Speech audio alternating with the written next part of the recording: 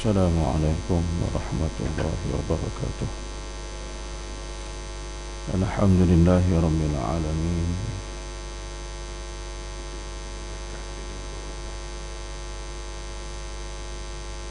Alhamdulillahi rabbil alamin. Wassalatu wassalamu ala asyrafil anbiya'i wal mursalin wa ala alihi wa sahbihi ajma'in.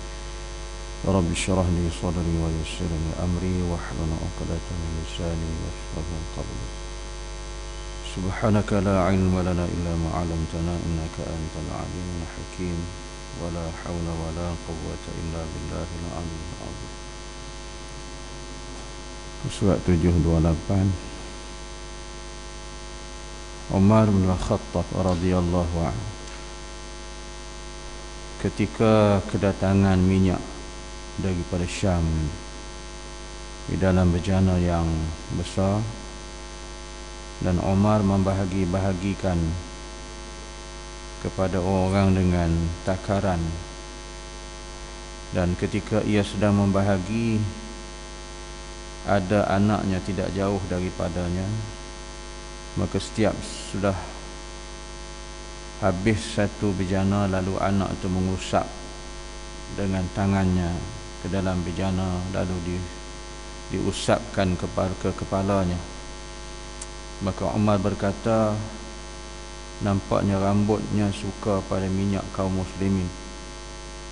Kemudian anak itu dituntun ke tempat tukang canduk, lalu disuruh menggunting rambutnya, sambil berkata, Umar, ini lebih ringan bagi kamu daripada mempergunakan minyak kaum muslimin. Jadi sidang jemaah muslimin muslimat yang dirahmati Allah sekalian, sambungan kita dalam bab wara'. Jadi menceritakan tentang kisah peribadi Khalifah Sayyidina Umar bin Khattab. Jadi Sayyidina Umar bin Khattab ini,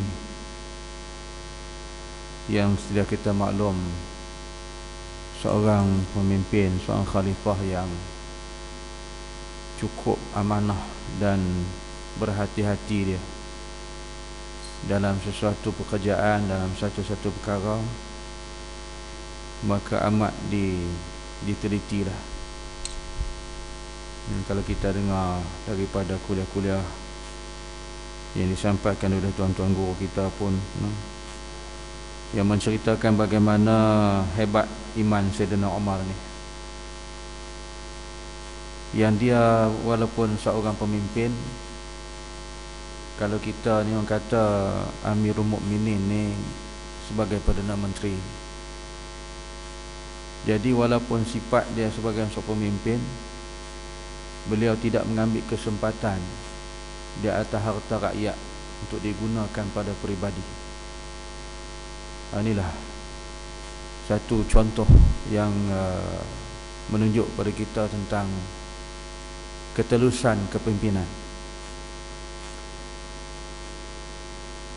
Dan kalau kita duk baca dalam sejarah ni, banyak kisah-kisah yang menceritakan kepimpinan Sayyidina Umar ini, yang pernah juga seketika beliau sedang menulis pengisytiharan untuk nak disebarkan kepada rakyat.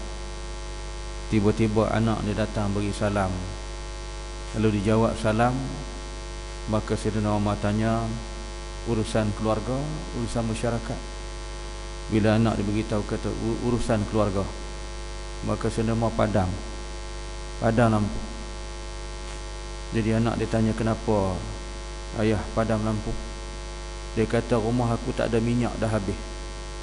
Lampu tu minyak hak rakyat untuk ditulis perisytiharan ini. Jadi kalau nak cerita bab keluarga, nak pakai hak rakyat tak boleh. Itu dia jaga sungguh. Makna sifat amanah yang ada sebagai pemimpin tu tidak disalahgunakan, sebagaimana kita hari inilah. Ini tuan-tuan boleh tengoklah, tuan-tuan. Bagi kita orang kata yang celik mata hati, dan kita hari ini pula pada zaman kita kemudahan banyak, yang kita boleh dapati maklumat-maklumat yang sahih dan sebagainya, maka kita boleh lihat dalam suasana kepimpinan, maka berlaku banyak penyelewengan yang telah disalahgunakan oleh pihak pemimpin. Jadi mereka senang-senang menggunakan hak rakyat atau mengambil hak rakyat lalu digunakan untuk kepentingan peribadi.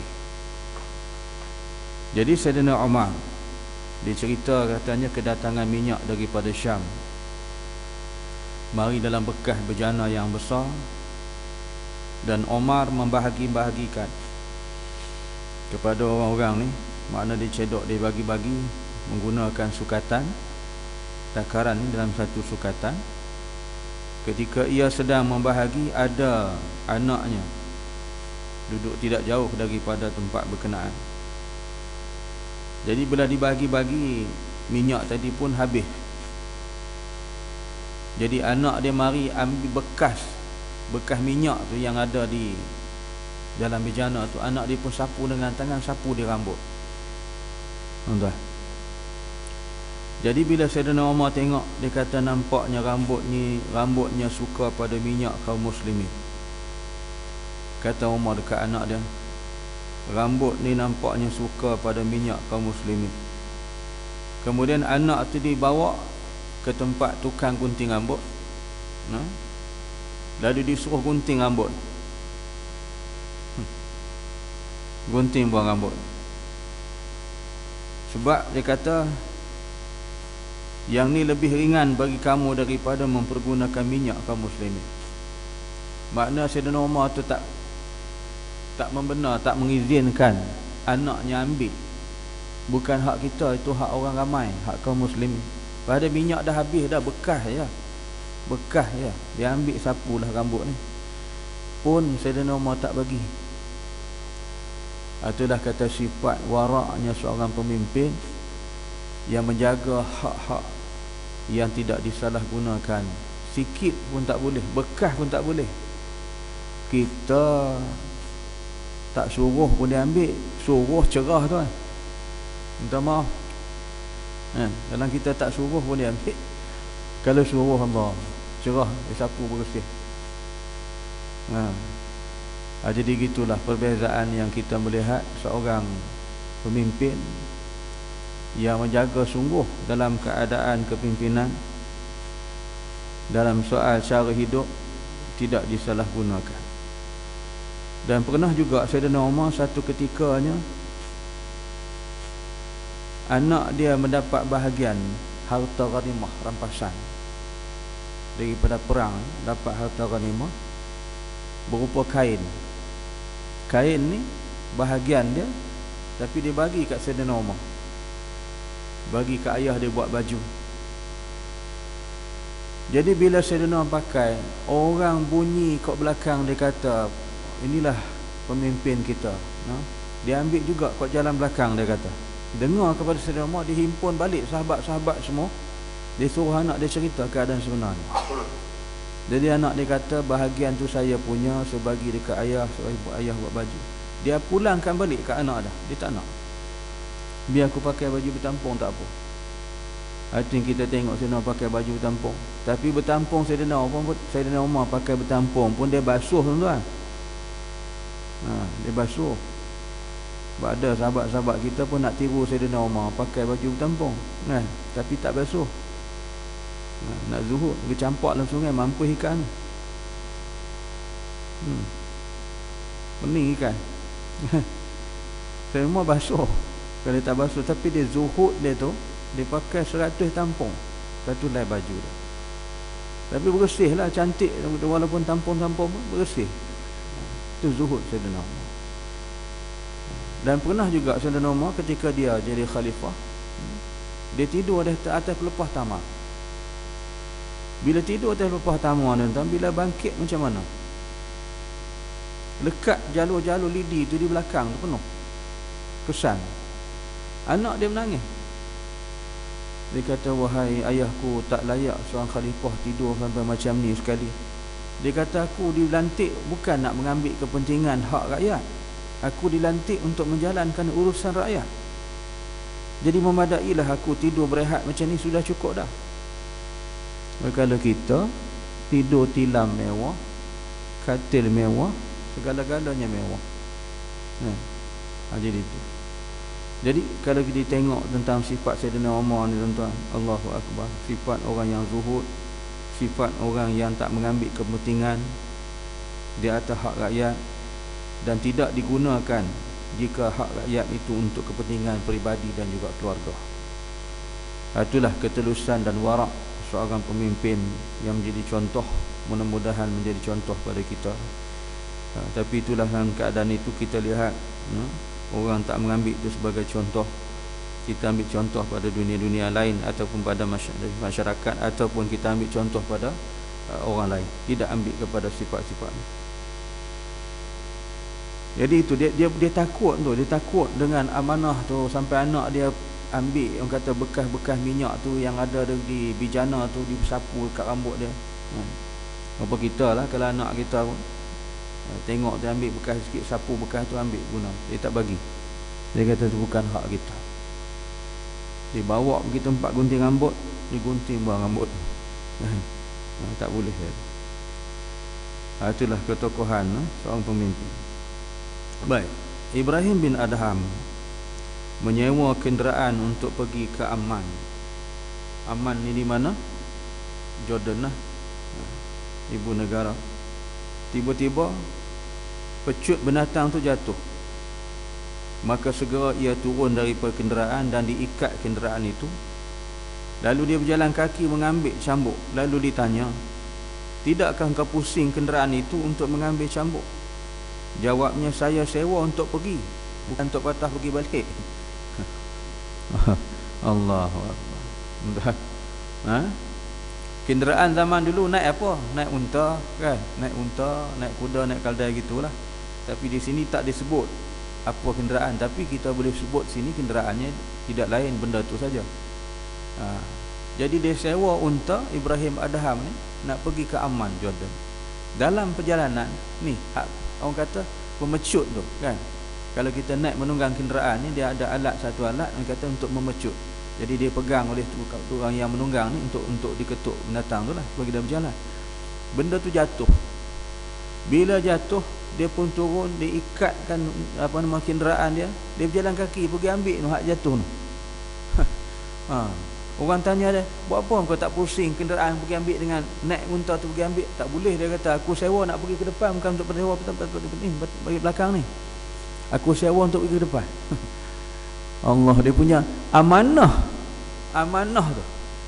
Kalau kita sewa kenderaan, tak? Ni kita. Kalau kita kias zaman kita, sewa kenderaan, sewa sehari jadi 3 hari.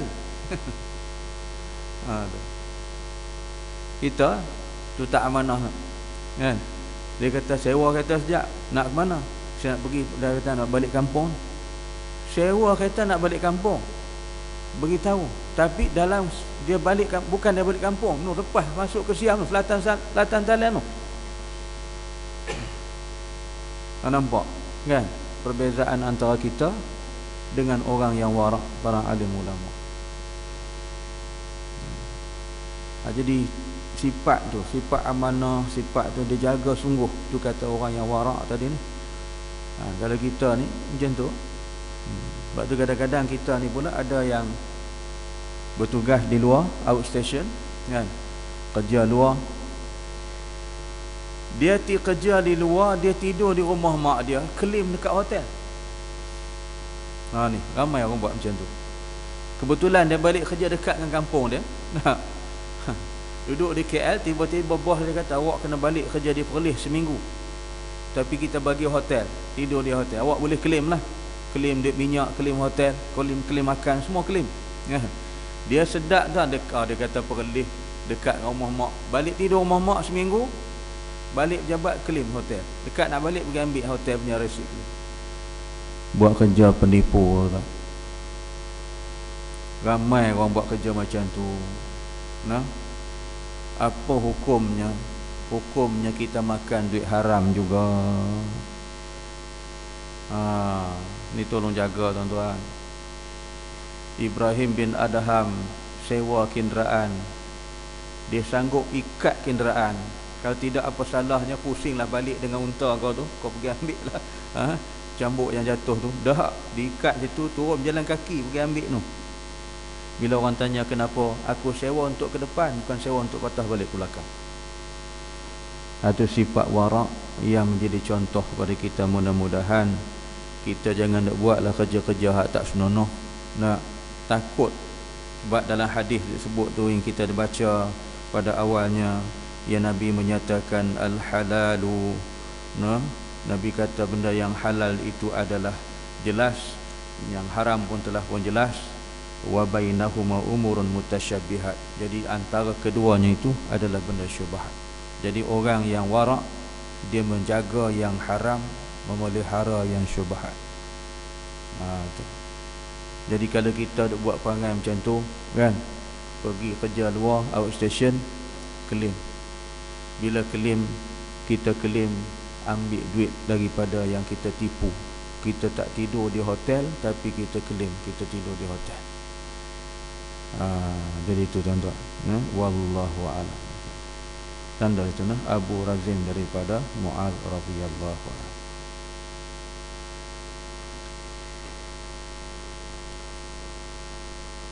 Subhanakallahumma wa bihamdika asyhadu an la ilaha illa anta astaghfiruka wa atubu ilaik. Bismillahirrahmanirrahim. Wal 'ashr. Innal insana lafi khusr illa alladhina amanu wa 'amilus solihat wa tawassaw bil haqqi wa tawassaw bis sabr. Shadaqallahul 'azim. Assalamu alaikum warahmatullahi wabarakatuh.